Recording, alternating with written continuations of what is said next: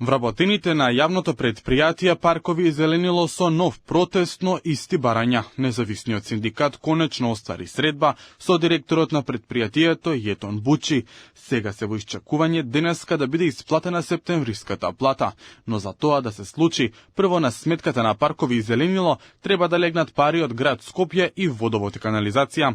Вработените остануваат на многу пати кажаното дека доколку не го добијат она што им следува, ќе продолжат да штрекуваат секој ден на исто место и исто време.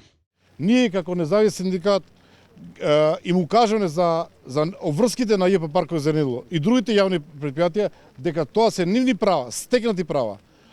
И од тие причини револтот е, како што реков преска, уште поголем. Ние не бараме ништо спротивно на закон, односно исплата на плата согласно закон, која што не влијае на изборниот процес. Со исплата на плата ќе имаме и здравствено осигурање. Од јавното предпријатие Паркови и зеленило преку соопштение вела дека предпријатието зависи од налозите и одобренијата од град Скопје и од јавното предпријатие Водовод и канализација, бидејќи буџетот на јавното предпријатие Паркови и зеленило се формира врз основа на овие средства. Јавното предпријатие Паркови и зеленило ги исцрпело предвидените средства за спроведување на програмата за поддигање и реконструкција на јавни зелени површини за 2025. Дополнително, приходите од јавното предпријатие Водовод и канализација не се доволни за исплата на платите на вработените за месеците септември и октомври 2025.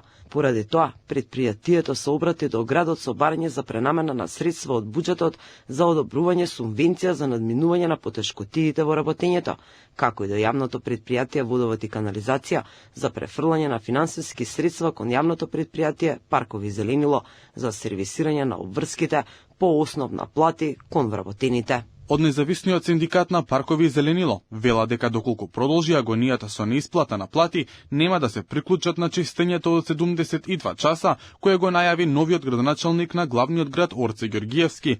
Дополнително, ако продолжи ова темпо на неисплаќање на плати и останати придонеси, ќе почнат да одбиваат работни задачи. Првиот човек на синдикатот Ристески најави дека се подготвуваат да го решаваат проблемот со арбитража.